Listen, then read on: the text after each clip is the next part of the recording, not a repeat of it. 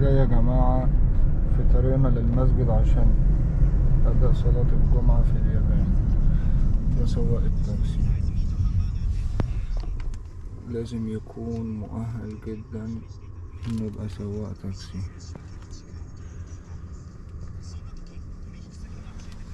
التاكسي هنا غالي جدا، هيمشي بيا كيلو قال لي 1500، يعني كام؟ 300 جنيه الصبح. كيلو ونص ب300 جنيه يا جماعة. ناس هنا محترمة جدا بصراحة، وهنا مش أي حد ينفع يبقى شغال سواق تاكسي. لازم يكون أسلوبه الشخصي، أسلوب معاملته، نظافته الشخصية، كل الحاجات دي.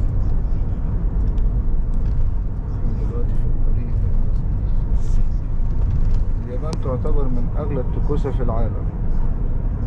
لما ناخد كيلو ونص 1500 كتير بقى، بس هنعمل ايه دلوقتي؟ أنا أصلا جاي من مكان تاني بالصبوي.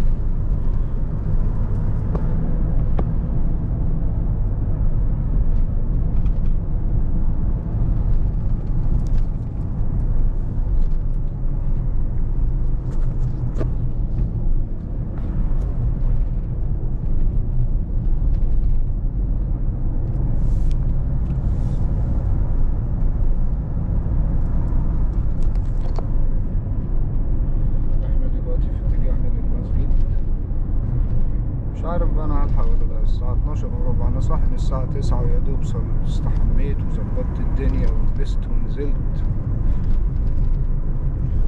وخدت صابوي، ودلوقتي انا في الطريق. يا رب ما يكونوا زي مصر بيصلوا الجمعة في 5 دقايق.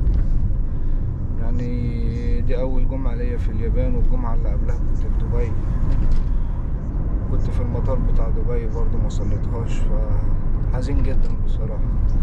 يا رب نلحق صلاة الجمعة.